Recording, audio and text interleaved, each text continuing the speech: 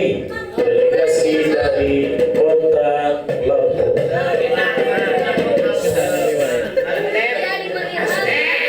Assalamualaikum warahmatullahi wabarakatuh.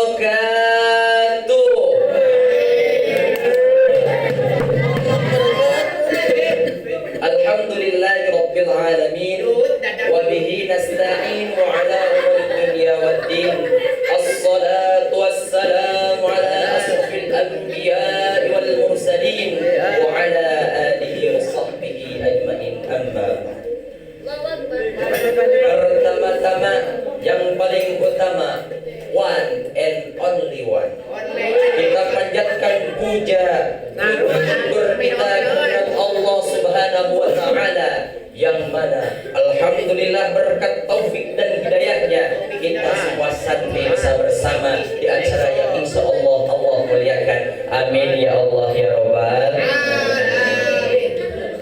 Salawat beserta salam marilah kita sanjungkan kepada Habib tercinta, Nabi termulia. Siapakah dia? Habibana wa nabiyana wa maulana Muhammad sallallahu alaihi wasallam.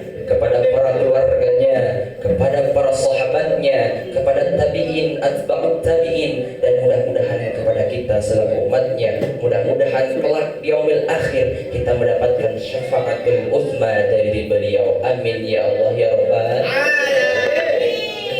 Yang saya hormati pimpinan Pondok Pesantren Miftahur Rahmah, yang saya hormati pengasuh Pondok Pesantren Miftahur Rahmah dan keluarganya yang saya hormati, mudah-mudahan dipanjangkan umurnya, amin, diberkahkan ilmunya, amin. Mudah-mudahan kita sebagai santri mencari ilmu di ini ma'had, mudah-mudahan kita mendapatkan kesyafaatan dan keberkahan percikan dari beliau semua. Amin ya Allah ya Rabbal alamin. Yang saya hormati Dewan Juri yang arif bijaksana, yang saya banggakan santri dan yang saya cintai para santri. Dalam kesempatan yang berbahagia ini, saya Ana Al-Fakir Lutfi Hamdan akan membawakan tema yang berjudul Sejarah Mengapa Terpecahnya Empat Mazhab. Tepuk tangan atau Sebelum kita mengetahui bagaimana sejarahnya terpecahnya empat mazhab ini, kita harus terlebih dahulu mengetahui apa yang dinamakan dengan mazhab. Apa yang dinamakan dengan mazhab? Sebab ada pepatah orang luar mengatakan, tak kenal maka tak cinta, tak cinta maka tak sayang, tak sayang maka tak rindu, tak rindu tak akan pernah diingat selalu. Betul? Betul. Itu untuk para bujangan cinta. Yang pertama, mazhab itu terbagi dua. Yang pertama madhab itu menurut lugah. Yang kedua, madhab itu menurut istilah.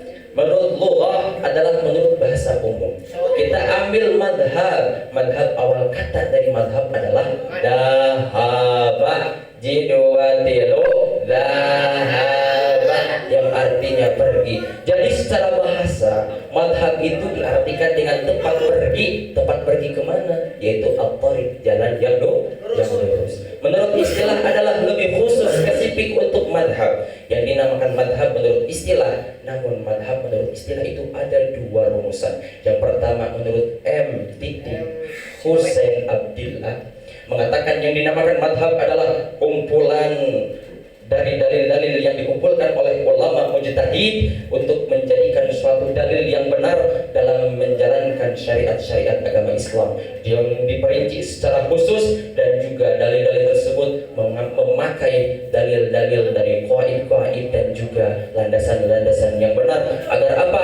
Agar semua pengguna bisa mendapatkan atau melaksanakan Islam secara kafah. Tapi yang kedua, menurut Atitik Hasan berpendapat yang dinamakan madhab adalah kita sebagai orang yang awam.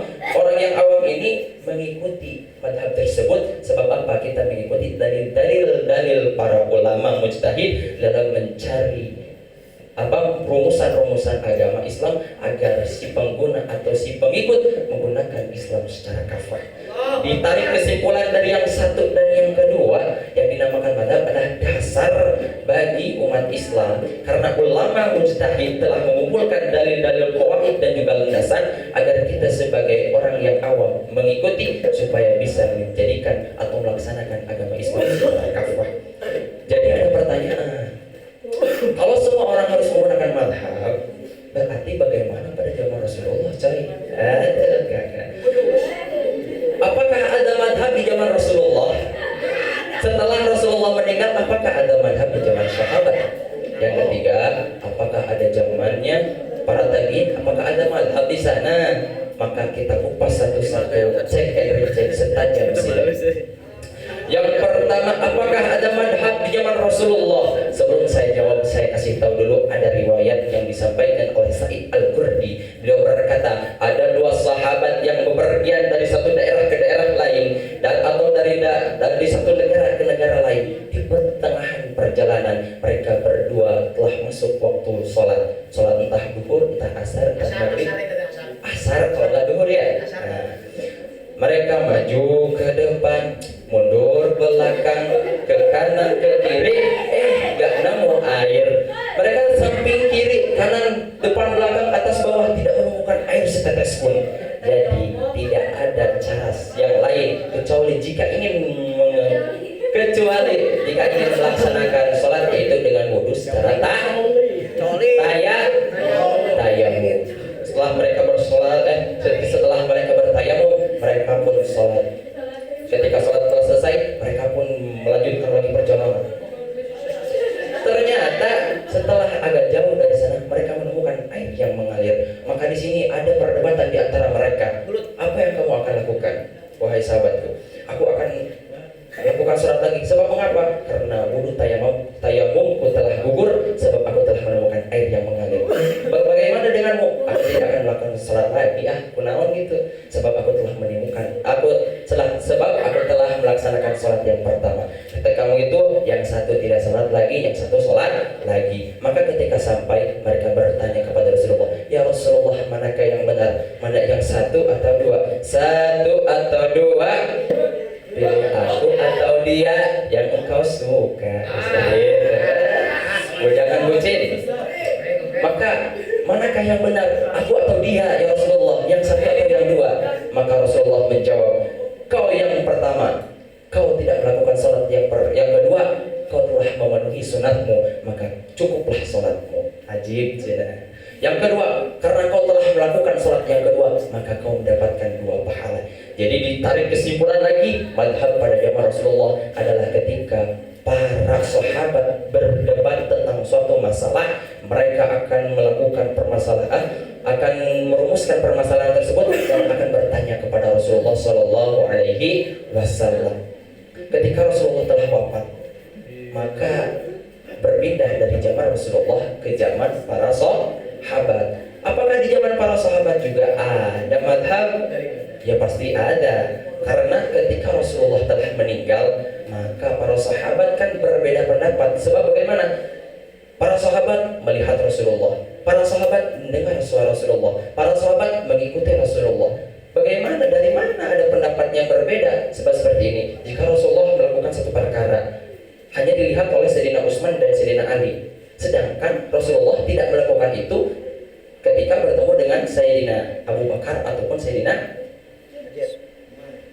Umar bin Khattab. Maka keduanya ada perbedaan. Aku tidak akan melakukan hal tersebut. Sebab mengapa? Aku tidak pernah melihat Rasulullah melakukan hal tersebut. Aku akan melakukan hal tersebut. Mengapa? Karena aku pernah melihat Rasulullah melakukan hal tersebut. Maka apakah di antara keduanya atau antara perbedaan tersebut ada masalah? Apakah jika berdebat itu adalah kesalahan? Tidak. Sebab mereka melihat Rasulullah, mendengar Rasulullah dan mengikuti Rasulullah. Tidak ada perbedaan di sana. Dan ketika sahabatlah itu ada yang dinamakan zaman pembentukan madhab. Madhab yang paling terkenal itu ada 4 di dunia. Yang pertama madhab Imam Abu Hanifah dengan nama lengkap Abu Hanifah Nu'man bin Sabit bin Zulta al-Kufi, lahir di Irak pada tahun 80 Hijriah. Pemikiran dan dalil-dalil yang dikumpulkan menjadi madhab, dan madhab yang dikemukakan oleh Imam Abu Hanifah dikenal dengan madhab Imam Hanafi. Yang kedua, madhab terkenal yang kedua adalah madhabnya Imam Maliki. Nama lengkap dari Imam Maliki adalah Malik bin Anas bin Malik. Perbedaan pendapat di sana ada. Ada yang mengatakan Imam Malik itu lahir 90 Hijriah, ada yang mengatakan 93, ada yang mengatakan 94, ada juga yang mengatakan 95. Jadi perbedaan pendapat ini tidak bisa kita yang masuk kesimpulannya. Kesimpulannya dari semua ini, yang perpecahnya madhab ini karena apa?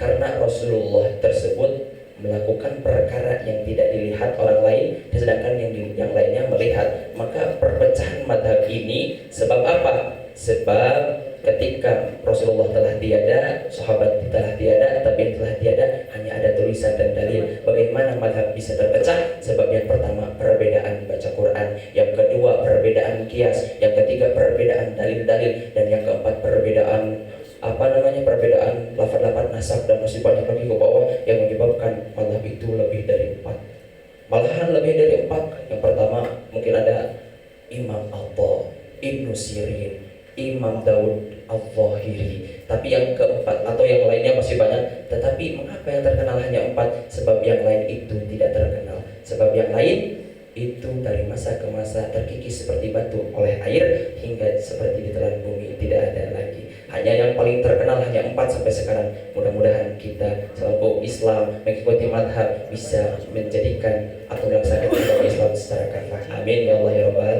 alamin. Akhirul kalam. Ikan hiu makan tomat tos ahtam. Assalamualaikum